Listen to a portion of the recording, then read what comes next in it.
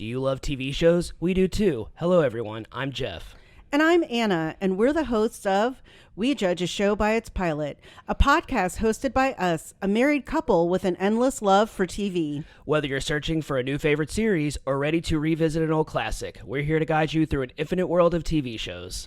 Each episode, we watch and discuss the pilot for shows while also sharing personal stories that parallel the storyline. So if you're tired of endlessly scrolling and not sure what to watch next, tune in and let us do the searching for you. We Judge a Show by Its Pilot. New episodes every Tuesday and Friday, wherever you get your podcasts. Your new favorite show is just one click away. Hello, everyone. Welcome back to our pod. Hello. Happy Saturday. Happy Saturday. What's happening? Well, I have a pretty fun announcement to make. So we talked about, maybe it was the last episode we recorded. I don't know. We were on the cusp of getting 2,000 downloads, right, which we said in the previous episode that we know that for a lot of podcasters, that's like y'all have been going on for, what have we been doing this for like 8 months now? That's not a lot, but for us, I mean, that's more than I could have asked for. I mean, honestly. We're just like two normal, regular people. Like we are not. This isn't celebrities. This isn't in us. And this also isn't. It would be fun if this were a full-time career, but that's not the aspiration. We just wanted to. To us, we're talking to the cosmos. We're just talking We're just talking to hear ourselves, to hear our voices. No, we're not. We love talking to each other, and we love talking about movies, and we love giving our opinions. So we figured easiest thing to do is, start a podcast, and here we are. We're almost 80 episodes in. Yeah, we just hit 75 with Firefly. Right. Which I always forget what our milestones are. So yeah, so by the time you hear this, yes, we will have hit 80 episodes. Yes. So this is a lot for us. I mean, I'm going to admit, when we first started it, and we've talked about that, we didn't know how this was going to go. We didn't know what the heck we were doing. And we kind of have found our rhythm with the outline, with the style, with our banter. And, I can't believe we're at almost 80 episodes. Right. It's pretty insane. I thought doing 2 episodes a week, I thought that was going to be a stretch. I thought we weren't good. I didn't know if we were going to be able to do that. And there are times where it's a struggle to get motivated, just like anything, especially when you're volunteering your time. So it's just, Well, I don't know if I've ever talked about this either. I think it's not so bad, because I did wonder if we were going to be able to keep up with the 2 episodes a week. We're not heavily produced. We're not answering to anyone but ourselves. Right. So I wonder if that is why a lot of podcasters are only doing 1 episode a week, because there's a lot of pressure on them, where we're doing this for fun, and that's true. It's kind of easy. Yeah. Now, if we were stylized and produced and we had brand deals and sponsors, obviously I think this would be really different. So I do like how it is, but if there's anyone out there that wants to sponsor us, hit us up. Right. I mean, it's not that if we were sponsored or if we were monetized. I think it's just an easy way to put it. If we were being paid to do this, I don't think, honestly, other than I would love to have someone edit the episodes for me. Oh, yeah. Not that I don't enjoy it. There are just the times where, I'm not an editor. I learned how to edit doing this podcast. I knew very little other than, editing videos on your phone or editing pictures on your phone. That's about, or, using Paint or something like that. It's just kind of taught myself, and I'm still learning more. I really dug into one of our editing softwares the other day, because I was doing something like with video, and I was just like kind of messing around with it, and I was just like really learning a lot. And I was just like, oh, if we had a video podcast, this would be really interesting, but I'm still, learning about it. Well, that's what I mean, is I think that a lot of the, YouTubers that we watch or podcasters that we listen to, not only do they just have their podcast, but they have their shorts, their reels, their TikToks, their YouTubes, their podcasts, their Patreons, and they're not all the same. Yeah. So they're all different because those are different audiences and different attention spans that you're trying to reach. And so I can see how they only do one episode a week because they've then got to break that episode down into all those different parts. Right. And I imagine it's a lot of work. So Oh yeah. I mean, just kind of tooling around with it. I was just like, it in just the very basic level of editing that I do for our episodes, it's still time consuming. I mean, like it's my entire, it's usually one episode. It's, you know, and I know some people have to work on they spend like not days, but like a few days editing, or, you know, an entire day editing. And for me, it's just a couple hours. But I mean, I have a full-time job and we have a life, and, you know, it's very time consuming when I have all this stuff going on, but it's like, I have to edit this because I'm literally oftentimes editing the episodes and then uploading them the next day. That's usually how it goes for me. And we have kind of found a rhythm, and like you said, we have found a rhythm, and we've kind of gotten the feel of what we're capable of and what we do. And I feel like we have really hit a stride, and we're just kind of, it really is I mean, I make the joke a lot, but like, we are at an hour at just about the end of every single episode, and it's really impressive that we kind of have started creating this like internal clock of recording. And I mean, for your editing, I know it's a lot of work, and it's also a struggle in the sense of our schedules, because obviously you work at night for the majority of your work week. And I'm working during the day, which means I'm on phone calls, I'm on Teams, I'm teaching, I'm typing. And so it's hard for you to edit during the day when I'm doing stuff. So either like you go to the room, or you try to take advantage of a time that I'm just emailing and not on calls. So it you know, there's a lot to work around for us. And I'm really impressed that you've maintained the schedule. I think we've maybe had one blip where we missed posting an episode, but we missed one in January during Snowpocalypse, and then we missed one in February because we just had so much. We just had so much. So we're trying to get on. ahead, and we have a vacation that's coming up, and you know, I think that's also nice that, you know, it's just us and it's what we want to do, and we control it. So if we miss an episode, we know you're going to miss us, but we'll be back. Right. So and I try to keep it.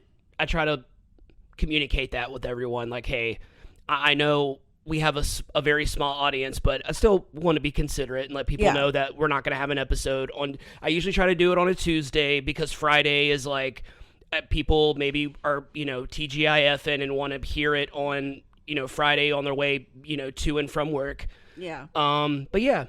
And also I will just kind of say one more thing, that it is difficult, especially to do a podcast sometimes, especially when, so like we keep saying we have full-time jobs. This isn't our job, obviously. You know this, you all know this by now if you've listened to the podcast before. If this is your first time listening, hi, my name's Jeff. I'm Anna. But it's really difficult sometimes because I work the job that I have, and I think for both of us, really kind of drains our social battery. Yeah. Especially for me, because I'm an introvert, and I kind of I get re-energized by, like, not necessarily being by myself, but just kind of like being away, kind of having quiet time, like just kind of, you know, and then I kind of re-energized, so I get excited to talk and I get excited to socialize. But at my job, it's nothing but socializing, and it's nothing but communicating, and it's nothing but listening to people complain and listening to people kind of say the same things over and over again. And by the time I get home, like, I don't want to talk anymore. I don't want to think about anything. I just want to get in bed and snuggle with my boo and watch some YouTube. But, you know, I as soon as we start recording, I'm good. Yeah. Kind of like how I am right now. Like, I was so tired when I got home, and I was just like, all right, let's record. And I went and took a bath, and I kind of just had my little quiet time, and then I came and sat back down. I feel refreshed, and I have my refresher, and it always, as soon as I hit record, I feel fine. Yeah. That's usually it. That's usually what happens. Yeah. There are the times where we're both really tired, though. Oh yeah.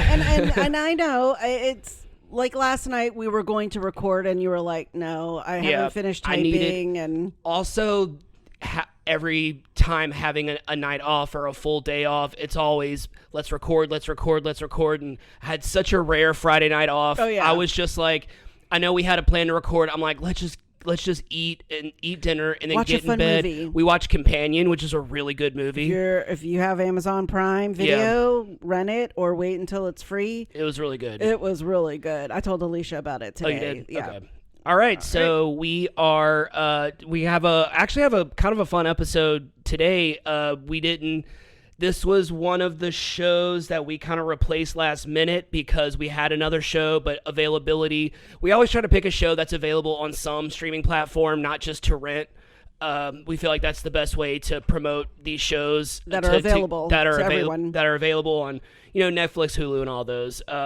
So we put in this one because we also don't really do horror that often or any type of that. We usually maybe like once every other month we'll kind of have something horror thriller.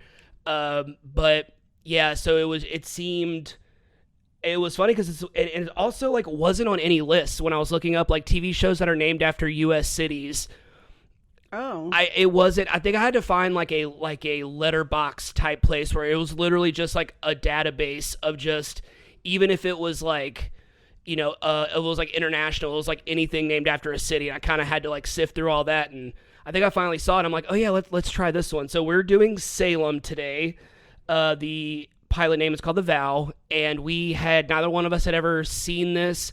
I feel like I saw the pilot before, but I think, and I'll talk about it in a second, I think like it wasn't maybe that I didn't watch it. I think I made a joke about it on Facebook. Oh. Where I said, well, I'll just tell the joke now because it's not like it's not the most amazing joke in the world. Okay.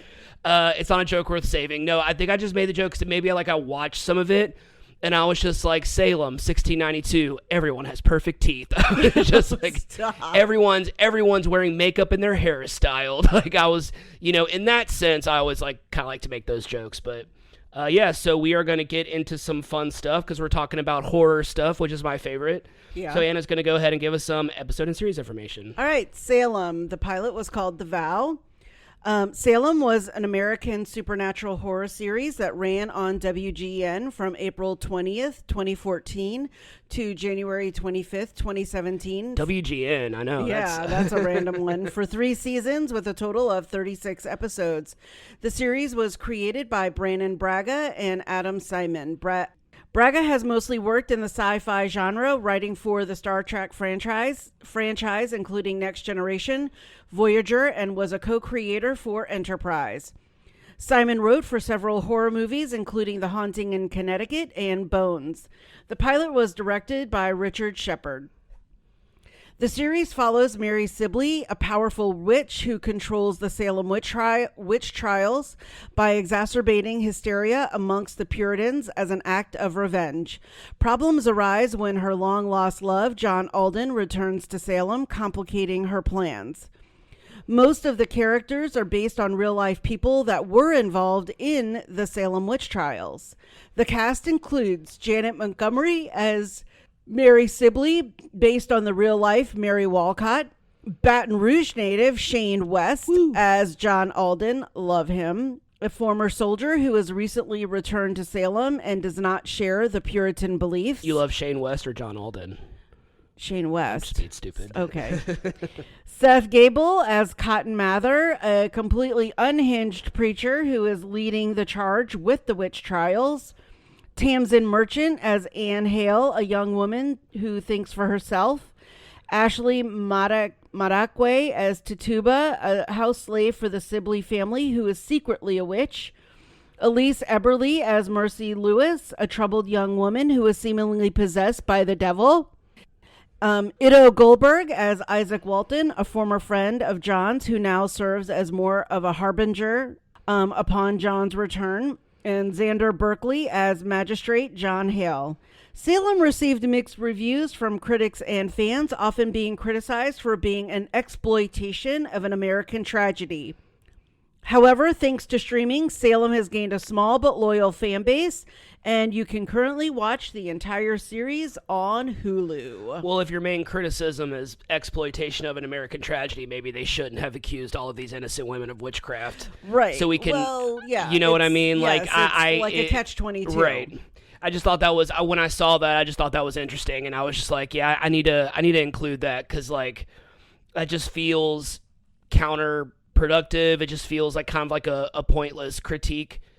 I get what they're saying. It's just, yes. It just kind of just feels like, well, we kind of do that all the time with like Civil War movies and movies about like the Holocaust, and I don't think it's any different. I mean, you have Inglourious Basterds, which is a complete fictionalized tale of World War II, and it's like praised and everyone loves it. So I don't understand why this is such a taboo subject. It's kind of like how we talked about musicals, like Hamilton. Right. That's true. Like, yeah. I mean, that's what I'm saying. Yeah. I'm agreeing. Like, I mean, everyone freaking loves Hamilton, and it was all about a bunch of like buttheads. Right. So, slave owning aristocratic. Yeah. Men who didn't want to pay their taxes.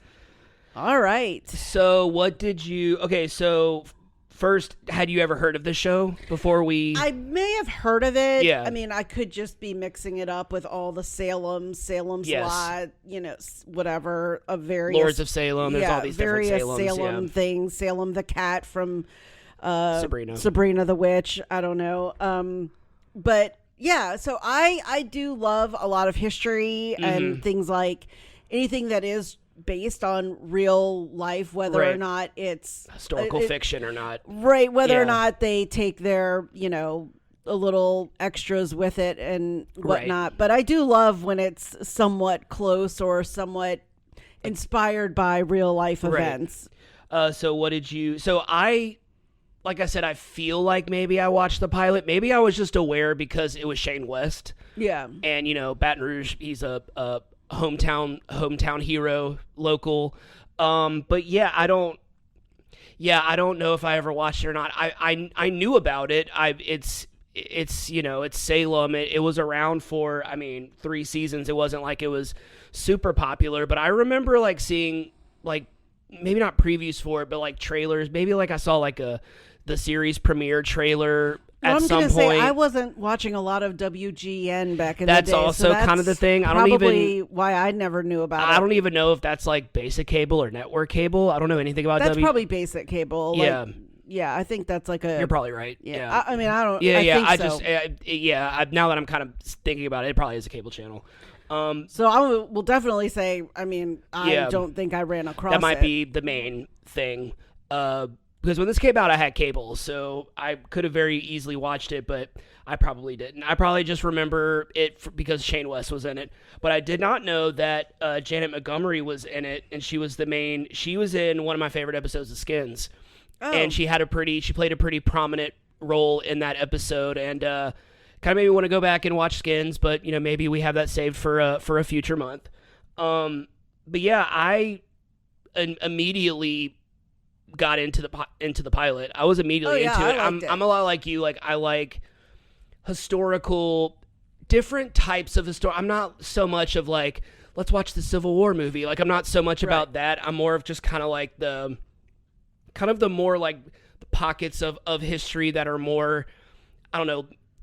Salem is pretty well talked about, but just not necessarily like war stuff. I like the kind of the stuff like this where you kind of look back on it and you're just like, what the hell was everyone thinking? You know what I mean? Like it's just kind of one of those things, and that kind of brings me to. Oh no, what did you think of it? What did you think? Oh, of the show? I really liked Yeah. it. I mean, I'm not gonna say like I was immediately like, let's watch the next 10 episodes. But I mean, if we were going to watch, I mean, I was interested, and I think it left you wanting to know what else was going to happen. Yes. I mean, a lot happened in the pilot, and it was just a lot of like, whoa. Yeah. And, like everyone seemed to have like not like a little bit of a secret, but like I guess there was. I mean, now that you kind of say that, it is a very classic like small town big secrets kind of thing. Because it started with a bang, Right. and then all of a sudden it cut to the future, and you're like, okay, how did we get here? Like, Right. you're missing that middle point. Yeah. So I think obviously that's probably what's going to happen later in the show is you're going to Probably learn about yeah. Mary and what's happened since, John Alden left and then kind of came back. the series of events in between. Yeah, I would Yes. really like to know that too. Yeah. So I mean, we kind of said it. You kind of said it a sec. We both said it a second ago that there are just so many different Salem things. The Salem witch trials. I mean, I remember reading The Crucible when I was in high school. I remember first learning about the Salem witch trials when I was in like elementary school. Maybe it wasn't taught, but I like knew about it. I definitely learned about it in middle school. Because I remember the Crucible movie came out, the one with Winona Ryder and Joan Allen. I think like Winona Ryder and all of them. I definitely saw that, and I was in middle school, and that kind of like revitalized the interest in the Salem witch trials. Why do you think we're so? I don't want to say obsessed, but why do you think we're so like fixated on that point in time? Because why are there so many Salem witch trial movies, TV shows? Well, because I don't know if this just sounds lame, but I think it's just bizarre. It's always kind of my question of like really any start of anything. Like I think I've said it before about stuff like who decided who was the first king? Like who just decided, well, I'm the king. Yeah. Well, we have possibly those issues going on right now, but like for British royalty, you're like, okay, I'm king, and now my blood is special, and everyone who like marries me and is of my children has royal blood. They're royal blood. Yeah. It's kind of the same thing for me with witches. It's kind of the whole Puritan thought process of like that there's evil and I'm deciding that you're evil, like, and then people would just believe it. Yeah. You're just like, okay, with no like real fact or knowledge, you're just and that's always a dangerous thing, and people sometimes tend to do that without facts and whatnot. So you could see how unhinged it became in those times. And the poor women had no support, no voice or vote or like say in anything that happened to themselves, and anyone that did defend them were considered. I mean, because that's what happened to the real life John Alden. Yeah, he was one of the ones who tried to defend them, and even John Hale, who eventually he was one of the big people that were accusing them, and then later on he was just like, maybe we're a little crazy. And then he was probably accused of being a witch. Like, so it was just one of those protecting things, them or something. And it's really interesting because I can not even that long ago in the 80s and 90s, there was the Satanic Panic, and there was all of this, hearing all of these made up rumors about like, oh, there was this nursery school and it turned out it was a front for a devil cult, and like, there were all these things going on in the 80s and 90s where like none of it was true. There was no fact ever, like, but these people were going on TV and they were like, oh, well, 1 out of every 5 person is probably in a devil cult. Not, those aren't real numbers, but I mean, like, they were just saying some, they were scaring everyone into thinking that, the devil was everywhere and these devil worshippers. Yes. And it's no coincidence that it was during the 80s when Reagan was president, and it was the time of Christian conservatism, and we're going to scare you into, your kids doing drugs, and your kids has, I hate to say it, your kid has AIDS, your kid has, your kid worships the devil, like, but unless he, goes to church. It was just this really weird time, but it was very similar. It was like a modern day version of the Salem witch trials, because you have, what was it? The Paradise Lost, The Devil's Knot, the 3 boys from West Memphis, Arkansas, who were accused of being in a devil cult and murdering 3 boys simply because they wore black and listened to heavy metal. They were children. Like, they were 16, 17 years old, and they have spent half of their adult lives in prison over no physical evidence, no confession. They forced them into a confession. All of the witnesses were I put that in quotations. You can't see me do it.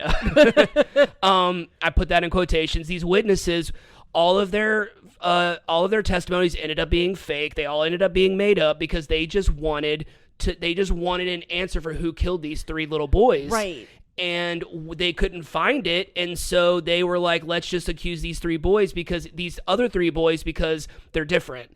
And that is, I mean, if anyone's never seen the Paradise Lost trilogy documentary, it is absolutely fascinating. Like, it is a true 20th century witch trial. Like, it is full on, and it is heartbreaking because these were also kids. And I mean, like, and one of them was like, he had like below average intelligence. He kind of had to be like, he was kind of the one that they forced into a confession because he didn't, he was just like, if you can, because the cops do the thing where like, this is why I don't like cops. They do the thing where it's like, oh, well, we already know you did it, so just confess and maybe you won't get death row. They'll do something like that, and it's just so frustrating to watch. But for them to finally be exonerated and for them finally to be released from prison, and for so many of the people that were accusing them in the documentaries to finally come out and be like, we were wrong, it's very satisfying to see. It took 25 years, but, it ended up becoming this kind of like lesson, be like, no, you need physical evidence. Like, you can't just send people to jail for life because of hearsay.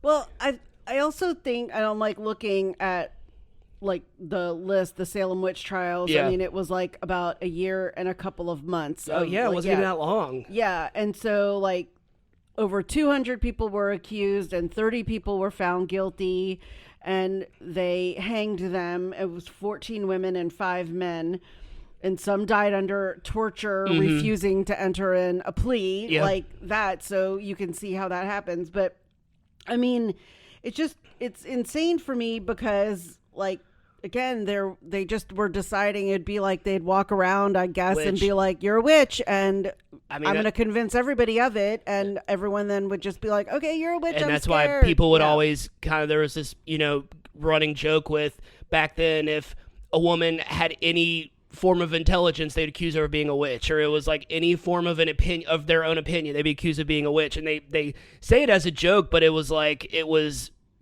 a real thing. It was like any type of individuality was seen as evil, and that is so much of what is still wrong with our country. Yeah. It has not changed. I mean, it's changed some, but like not really. It's just a different costume now. It's just a different disguise. And I mean, one of the things it says is that the majority of the accusers, who were teenage girls, finally admitted that they had made up the charges. Yeah. I mean, very much like what happened in that story of the West Memphis 3. So, I mean, it just still happens. And I think it's just the fascination of, religion, folklore, witches, and kind of this mass hysteria scaring you into doing stuff that is just, still probably a lot of what, happens today. Oh, it's completely. Speaking of folklore, so we categorize this as a supernatural horror series, but I would kind of put it also underneath the folk horror subgenre, which is one of my favorite subgenres of horror. It's something that has kind of become a trend in the last maybe 10 years or something like that. Kind of had a resurgence. There's a lot of modern folk horror. There's a lot of good folk horror out there. So we're just going to kind of talk about some of our favorites. First of all, sorry. Okay. For anyone that doesn't completely know what folk horror is, I have a little definition here. Okay. Thanks to Wikipedia. So folk horror is a subgenre of horror fiction that uses elements of folklore to invoke fear and foreboding. Typical elements include a rural setting, isolation, and themes of superstition, folk religion, paganism, sacrifice, and the dark aspects of nature. Although related to supernatural horror, folk horror usually focuses on the beliefs and actions of the characters rather than the supernatural, which I think is a pretty good description. That's a pretty good description. Yeah. So, what are some of your favorites? Did you write some? I did. So I don't know if it would count. American Horror Story, a lot of their kind of anthologies, like Coven. Roanoke is a good one. Roanoke, that one was. I loved Roanoke. That's a good pull. Yeah. obviously Blair Witch. Oh, yeah. I also have Children of the Corn. Classic. And then Midsummer was a current one, Yeah. a recent one that I really loved. I had honestly no idea what it was going to be about Same. when you Yeah. were like, let's watch this. And I mean, I was like, from the get-go, Everyone was like, you need to watch this movie. Whoa. Yeah, everyone was like, you need to watch this movie. You need to watch this movie. And I'm just like, I kept seeing like the 2.5 hour run time, and I'm just like, you know, Did like, we see that in the theater? no, we watched it at home, but it was 2020. It was like mid. We were at home. Oh, gotcha. It was pandemic, so we didn't have anything else to do. Yeah. So we finally watched it, and I love that movie. I think because a lot of folk horror does fall under supernatural. I think the folk horror that like Midsummer stuck with me for such a long time because it felt so rooted in reality. Like, and even though you have all these things that are seemingly supernatural, there's nothing supernatural going on. Like, there's nothing really supernatural going on. Oh, in Midsummer? Yeah. Oh, yeah, no. And that's kind of the whole thing. Like, that's kind of the whole deal is like you're kind of waiting for like, maybe that was just me. I was kind of waiting for like the supernatural angle, but it was like, no, these are just people who really believe in what they're doing. Oh, and it's all about, you know, and then there's the whole like juxtaposition with like the Americans and like kind of the culture clash and the whole thing with Will Poulter. Like, it was just kind of that whole movie. I remember the first time watching it, it was like I felt like my heart was racing the entire time because you feel that anxiety of being so far away from everything that you know, being so far away from what makes you comfortable, being kind of thrown into this, not just this different country, but this completely different culture that's so different than American culture, and kind of seeing like what happens with, you know, a very fantastical version of that. Obviously, I think if we went to the Netherlands or something like that, I don't think that would happen to us. But well, right, and then I think a lot of it was that kind of kept us in was we didn't really know exactly what was happening. Yes, like you were just like, okay, and then like Will Poulter, and then the guy who was taking pictures wasn't supposed to do that, and then there's the whole bear scene and a lot of other things happening, and I think it was just this like all of it. Yeah, it just kept building and building and building until and then that end. Yeah, and what I also thought was kind of somewhat amazing was the sort of 180 it did from the beginning, where, and I can't remember the actor's name. Florence Pugh. No, the boyfriend, Florence Pugh's boyfriend. Yeah. Who didn't want her to come right. and was like trying to break up with her, and he was like being kind of a jerk and all. And then in the end, karma's a bitch. Right. You know, and so you're just like, go Florence Pugh. Right. Like, that ending is and so the definition of a WTF I mean, here movie. you're like thinking possibly the bad thing's going to happen to her. Right. And really in the end, they're all like, no, we want you. Yeah. And you now have like the power. And so that was pretty amazing to the end of it. And I think that's kind of why I really liked it, because she kind of got the last laugh. Right. So literally. Yeah. She was laughing at the end. Yeah, she was. All right. So some of my favorite folk horror. I have a list. Okay. Like I said, this is like one of my favorite genres, so I kind of just couldn't pick one. And I kind of wanted to pick from kind of all spans of time because there are so many that I like. Okay. First and foremost, Serpent in the Rainbow. Oh, yeah. That is such a good movie. That is another movie that the first time I watched I forget about that one. The first time I watched it, my heart was racing. That's another one of those movies where like Bill Pullman is like telling everyone what's going to happen. No one believes him, and then what he says ends up happening, and it's just one of those like, see, but you know, I'm not dead. Don't bury me. Don't bury me. That scene. One that I kind of didn't realize was folk horror because I think people focus so much on the supernatural kind of monster horror of it, but Pumpkinhead. That is definitely a folk horror because it's all about folklore, and it's, you know, kind of the setting, and it just kind of gets overshadowed by the creature effects, and Stan Winston directed that, and it's I love that movie. Got it. And you knew someone that was in that? Yeah, John D'Aquino. Yeah. Okay, so there were these two. So there was kind of this the 60s and 70s and kind of on China and Japan make really great folk horror movies. There are these. So there are a handful from the 60s.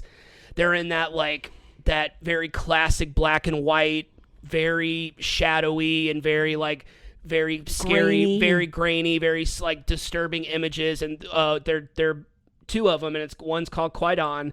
The other one's called Onibaba. I watched Onibaba when I was way too young. It had subtitles. It was one of those like late night movies, and it had subtitles, and it has some of the most like some of the scariest images I had ever seen. I've never at heard that of either point. of those. Kwaidan's kind of like a anthology tale. It's different. It's different tales of like Japanese folklore. Okay. They're both on Max. I've been wanting to rewatch them. Oh. So yeah, they're very creepy. So there was one that we watched kind of recently. It was called Unwelcome. That was the one where the couple moves to that house in the middle of like Ireland, and they have like the door in their backyard that goes into the woods.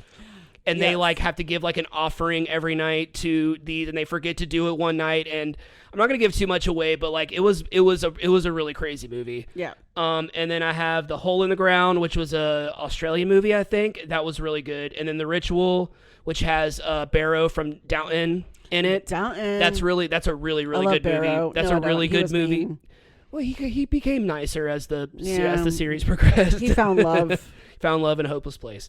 And then the last one, it's a comedy. It's called Hot Fuzz. It's got the guy from the Shaun of the Dead movies. It's like that movie, but it's kind of a parody of folk horror, but it still kind of is a folk horror movie, and it's really funny, and I really like it. Yeah, those are the ones that I had. Yeah, those are the ones that I have. There are more. Like there's there's Hereditary. Oh yeah. There's The Witch, which was pretty good. And then there are others. There's like the Vincent Price movies from the 60s, like Witchfinder General, that are really boring, but then out of nowhere have like terrifying images. Those kind of like slow burning type movies. I could talk about folk horror all day, but I'm not going to do that. So, all right. Let's get into this pilot summary. Let's do it. All right. Salem pilot summary. The episode begins as the young Mary Walcott and the rest of the townsfolk of Salem gather in the Commons as Isaac Walton and his lover, Abigail Cook, are placed in the stocks. Isaac is whipped and branded with the letter F for... fornication. I was going to say for a whore. For a whore. Isaac is whipped and branded with the letter F for fornication by the head selectman, George Sibley. So I kind of I kept seeing the word selectman, and I'm like, was that just their term for like an elected official? And that's what it is. Yeah. The town helplessly watches on, too afraid of his assailant, until the young John Alden steps forward and speaks against the feared Puritan, but George warns him that his father's memory can only protect him for so long, angering the rash John, but he is stopped by, is it Giles? Yeah, Giles Corey, which I forget that guy's name, but he's in everything. Oh, yeah. Oh, yeah. Yeah, from making the situation dire, and warns him that George may have tolerated his father, but he will not rest till he sees him dead. Later that evening, Mary goes to the graveyard where she is secretly meeting John. She scolds her lover for his reckless behavior, who then informs her he is being sent to join the militia to fight the French and the Indians. Mary is disheartened with this news, but John vows he will return for her within a year, splitting a silver coin in half, giving one half to her as a symbol of his vow to her. The couple kisses passionately before they presumably make love. I mean, we're talking some horny kissing up against that tree. Oh yeah. Yeah, we can presume that they boned in the graveyard. They boned in the graveyard. The same night, is it Tituba, I'm assuming? I think Tituba. Tituba and Mary sneak into the woods. I skipped the paragraph. Several months later, Mary is going to church accompanied by her friend and servant, Tituba, and she complains of feeling sick, caused by morning sickness, but Tituba tells her she will feel better once she is inside. They stumble into George Sibley, who tells her that she will thank him one day for sending John to war, hinting that he knew of their courtship. Tituba proceeds to tell an upset Mary to stay strong, as it will all be over by tonight. Here we go. The same night, Tituba and Mary sneak into the woods, but Mary begins to have doubts. But Tituba warns her that there is no place in Salem for the child she is carrying, and that George Sibley has sent John to die in the war and will do worse for her when he discovers she is pregnant with John's baby. Once they are deep in the woods, Tituba begins a dark ritual where Mary has visions of dark creatures. Yeah, this is cable. Now that I'm thinking about it, this is in network TV because I'm thinking about a scene later. Yeah, this is cable. Once they are deep in the woods, Tituba begins a dark ritual where Mary has visions of dark creatures that both frighten her and attack her, terrified of the repercussions of being an unwed pregnant woman. She continues to not only give the life of her unborn child to these creatures, but sells her soul to Satan, thus becoming a witch. A heartbroken Mary weeps when she realizes the child she carries exists no more, and is comforted by Tituba, who promises her the whole world shall be hers in return. Cut 2, smash cut. 7 years later, John returns to Salem and is met by a gruesome sight: 3 poor souls hanging from a tree. As he passes through town, he is seen by both Isaac and Cotton Mather. Returning to his home, he is confronted by Giles, who mistakes him for an intruder as he has believed John had died. The pair celebrates his return with a drink, and John questions him on the people he saw hanging upon his arrival. Giles informs him that Salem is under a witch panic that led by Cotton, the son of the infamous witch hunter, Increase Mather. Yeah, that's these names. Increase Mather, and is shocked to learn that his Mary is now married to the ailing George Sibley. I wonder if they own Sibley's grocery down the street. I know. The same day, Isaac is delivering packages to Mary at her home, the House of the Seven Gables, and tells her that John is not only alive, but has returned, leaving her shell-shocked. That evening, John is drowning his sorrows in the tavern where he meets Cotton, who asks for the aid of 3 strong men to subdue a girl and is willing to pay for their services. John accompanies him to the home of Reverend Lewis, where he is attacked by Mercy Lewis, a girl that Cotton believes is under the influence of witchcraft. John helps him tie the girl down to her bed, but mocks the idea of believing the girl is possessed, and he believes that she's just mentally ill. The next day, the residents of Salem attend church. Mrs. Hale, the wife of Magistrate Hale, scolds her daughter, the young Anne Hale, for dawdling, as she wants her in the front row so that she can attract the attention of Cotton, a match she seems to want for her daughter, but Anne does not seem enthusiastic at the prospect and nearly stumbles into Mary Sibley. Once inside, the crowd listens as Cotton warns them of the new dangers that now plague their home: witches. Magistrate Hale publicly speaks of his fears that the worst thing that could happen to Salem is a witch hunt, which Mary replies on her husband's behalf that there are worse things than a witch hunt: a witch. See, that's the logic. You know what I mean? Like, right. That's like the the chicken or the egg, I guess. John steps forward and once again mocks the idea that witches exist, leaving Mary taken aback to see her former lover again, but soon regains her composure and sarcastically welcomes the captain back from his long service defending Salem. She later proceeds to invite him to a dinner she is hosting with her husband that John ungraciously accepts. That evening, John goes to the tavern where he meets Isaac, but at first does not recognize him and threatens him after he sits staring at him, but soon realizes who he is when he shows him the scar on his forehead, showing him the letter F that had been branded into his skin 7 years ago. Isaac pleads with John not to abandon the people of Salem, and again, and tries to convince him that witches are real. The same night, Cotton is at the home of Reverend Lewis, examining her for the witch's nipple, where she has suckled the witch's familiars, but becomes aroused and goes to the divining rod, where he sleeps with a prostitute, Glory Ann. This is when I was like, this is a scene that reminded me that this was a cable show. Yeah, they just full on show them having sex. I mean, like full on, yeah, full on Ernie, where he sleeps with a prostitute, Gloriana Embry, but is stumbled upon by John Alden. At the dinner party, John attracts the attention of Anne, much to the dislike of Mary and Anne's father, Magistrate Hale, who both watch on as the girl flirts with the captain as the dinner proceeds. As the dinner proceeds, John begins to hallucinate of both Anne and Mary caressing him provocatively under the table, an illusion created by Mary. John excuses himself and is soon joined by Mary herself. Mary reveals that she had been led to believe he had been killed and is shocked to learn the reason for John's absence. He had been captured by the Indians for 7 years. John tries to convince Mary to leave Salem with him, and they start smooching before Mary pulls away and tells him it is impossible for them to be together, but then they are interrupted by Magistrate Hale.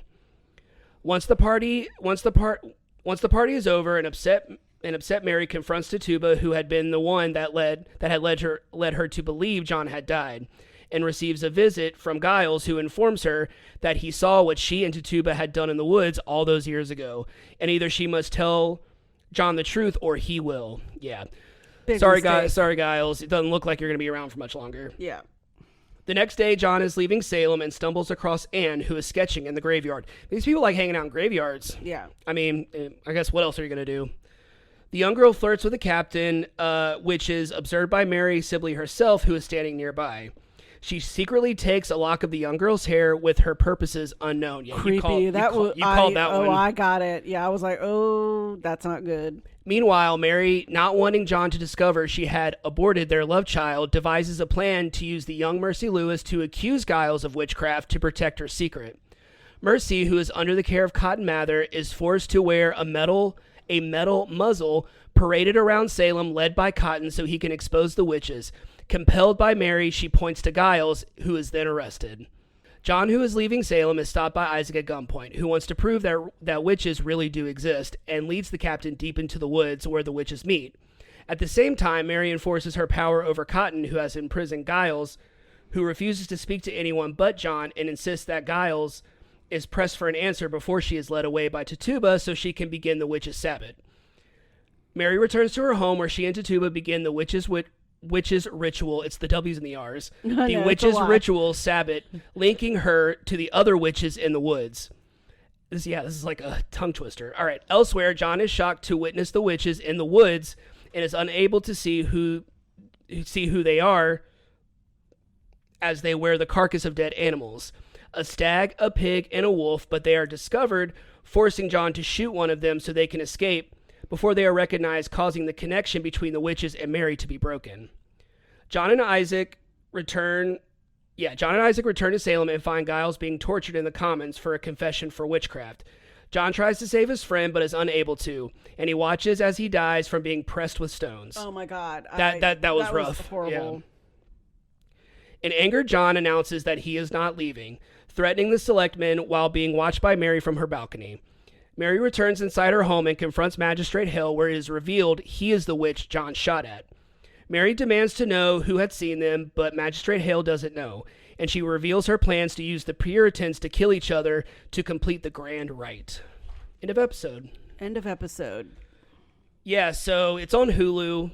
I'm gonna go ahead and say, like, if horror really isn't your thing, folk horror really isn't your thing, maybe this isn't for you. I will say that, like, if you're into, like, kind of sexy stuff, I mean, there is some sexy stuff in this. Oh, so yeah, there is. If you're if you like some of the horny stuff, I think that there's something in here for you.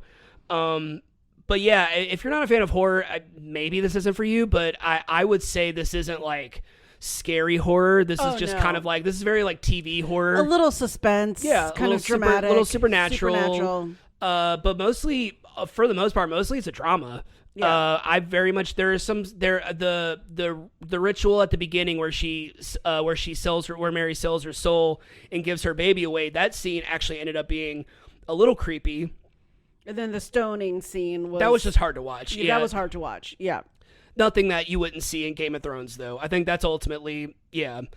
But yeah, I highly recommend this. I think it's a good one. I think you enjoyed it too. I did. I liked it. Honestly, this month with the shows that we had never seen before, I think there were 3 of them, and I think all 3 of them we would continue watching. We haven't done the third one. We haven't done the third one yet, but yeah, I recommend this. I recommend this show. I think it's pretty good. It's not the greatest. I don't think it's going to be the greatest show you've ever seen. And it's only 3 seasons. Yeah. So again, if you're looking for, and kind of a quick weekend or something you feel like you want to finish and watch. It's 40-minute episodes. Yeah, it's easy. Super easy. Yeah. Yeah, definitely. All right. You think that about wraps this one up? Yeah. All right, that wraps up this episode of We Judge a Show by its pilot. Thanks for tuning in. If you haven't already, go ahead and follow us on whichever platform you're listening to this podcast on. That way you'll be notified every time we publish a new episode.